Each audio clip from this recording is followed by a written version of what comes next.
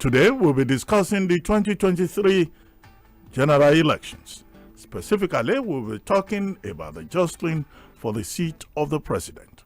To guide us through this, it's a great pleasure to introduce human rights activist and presidential aspirant on the platform of the African Action Congress, AAC, Comrade Omoyele Sowore.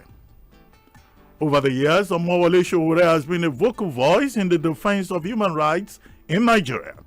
He's a pro-democracy campaigner and former presidential candidate under the umbrella of the African Action Congress in the 2019 general election. He's also the founder of an online news agency, Sahara Reporters. In 2019, Omoyele Sowore won the presidential ticket of the African Action Congress, and this time he will be contesting for the same position on the same platform in 2023. Comrade Omoyele Sowore, thank you very much for joining us on City Talks with Ruben Abati. You're welcome to the program. Thank you very much, Doctor, for bringing me on your show on radio. Thank you very much for agreeing to be my guest. Well, very quickly, again, you are throwing your heart into the ring. You are running for president of Nigeria, second time. You did so first time in 2019, and now again, you are in the race for 2023. Now, you have the opportunity to speak to Nigerians on our program. Why do you think Nigerians should vote for you? Nigerians have seen it all.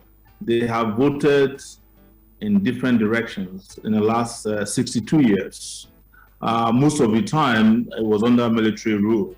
But in the last 22 years in particular, starting from 1999, they voted for the same set of people that were likely also responsible for their misfortune between 1960 and 1999. Now it's time for them to vote for someone who have understood these problems, fought against some of the debilitating problems that confronted Nigeria, and has had a stellar career in ensuring that, one, when it was necessary, I put my life on the line to ensure we get what is most important to us, democracy.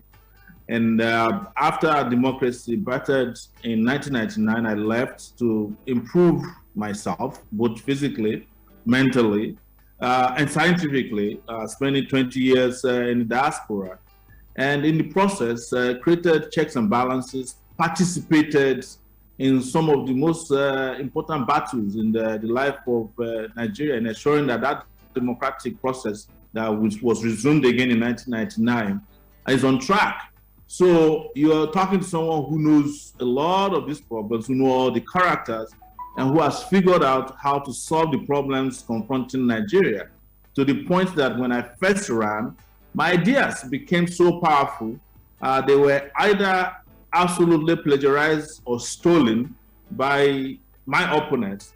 When the election was over, they were so scared of the continuation of my campaign to see a better country that they threw me into jail for months, and eventually restricted me to Abuja now for 3 years.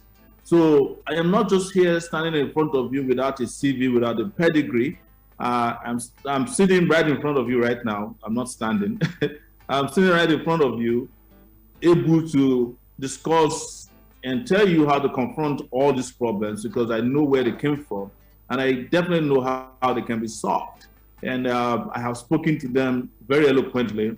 I have fought over them physically, and I have been developing strategies on how we can solve these problems in ways that nobody has been able to speak to since the advent of democracy, I'll say again, in 1999. In 2019, your campaign slogan was Take It Back movement, take back our country. This time around, your campaign slogan is we can't continue like this. What is it that we shouldn't continue with? Are you calling for a revolution still? Are you asking for some kind of change in Nigeria? And what will be those specific things that you think cannot continue. Because definitely, President Muhammadu Buhari, whom you criticize a lot, is not likely to continue in office in 2023. And he has made that very clear that he's not seeking a third term. What are the issues? Well, I am very much on the part of revolutionary transformation. And I've never denied it, and I'll keep saying it. This was what sent me to jail in 2019 and had restricted me to the city. But what we can't continue with completely every facet of our national life. We can no longer continue with the insecurity that we are confronted with on the scale that it is now. We can't continue with the lack of power, energy, electricity. We can't continue with unemployment. We can't continue with the lack of healthcare system in the country that's made it impossible for even the leaders of the country to enter a Nigerian hospital to treat an ear infection. We can't continue with the state of our infrastructure, which has completely decayed. We can't continue with an educational system in which schools are closed down because of minor disagreement between government and lecturers, because people in government don't send their children to school here. We cannot continue with the lack of water, the lack of purposeful leadership. We can't continue with everything that ought to come to us. And that is the reason why that slogan was invented this time around. And guess what? Just last week, I was reading from Bukola Saraki. He's starting to adopt that mantra as part of his campaign mantra. And we sent a message to him that they should not abuse our mantra, even though nobody has a copyright to a battle cry. But all of them have come to that realization. But most importantly, the people of Nigeria have come to a junction where they cannot continue with Buhari. And mentioning with Buhari is not about Buhari alone. We are talking about his policies, the policies of his political party, and the other political party, the PDP, who are now in charge of the APC.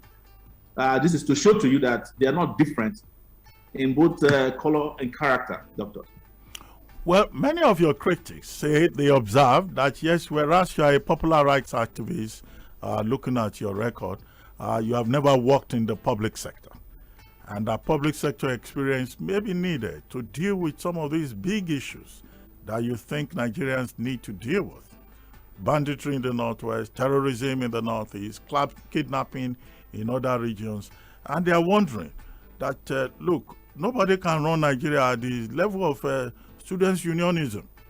That is bigger than students' unionism, a luta continua, and political rhetoric. Do you share the view of your critics? Although I don't expect you to. No, I don't. And I say to them, Father, forgive them because they don't know what they're saying. And I'm not making a religious inference here. I'm just saying it as a general saying. If these claims were to be true, Nigeria should be El Dorado by now, because people who claim to have experience in public sector are the ones who have run Nigeria to the ground, including the civil servants who have been there for years, some of them as far back as the 70s, adjusting their age so that they don't retire. But let's look at President Muhammadu Buhari, for instance. You would have thought that somebody who was one time a petroleum minister, who was a governor of a state, actually about 3 states as it is now. He used to govern Gongola State. Somebody who has managed a slush fund known as the PDF, PTDF in those days, Petroleum Trust Development Fund. You would think that his public sector experience would have turned Nigeria around. But what did he give you? This Nigeria that you cannot even be proud of today. The same thing happened to President Olusegun Obasanjo. He was former head of state. He was a manager of a big NGO dealing with Africa. He became president again in 1999. What did he give you? Nothing. You talk about your former boss, Goodluck Jonathan, who used to be a deputy governor, used to be a custom officer, and he was president for 6 years. What did his public sector experience give you? Nothing. They broke Nigeria, and we're saying that Nigeria is in need of a visionary, somebody whose vision can carry this country into decent future, not the one that is governed by people who have no CV without character, who have big CV without commitment, men with eyes without vision, That is what we are talking about. And nations all over the world are voting for men of vision, not men of with massive curriculum vitae. Vitae. This is happening in France. You remember in Chile, a former student union president, 35-year-old Boric, was just voted as president of Chile. And they are not saying, oh, he was a student union leader. And what is wrong with being a former student union leader when you are a student union leader, not of the types that we have now, who deliver the most important human needs to your country? One of them, democracy. So when we were fighting for democracy, it wasn't bad to be a student union leader in those days. When we were fighting against third term, it wasn't bad to use student union tactics, but it is now that we need to govern our country in the proper and right way that it suddenly became a crime to be a former student union leader. But it's the same former student union leader that created a website in this country that helped, shape media.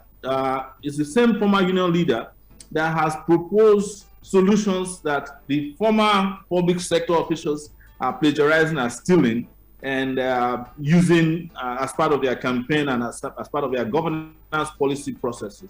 So you can see that the difference is clear between this, big experienced, former leaders in the public sector and myself, a man of public and private vision who wants to drive this country in the right direction.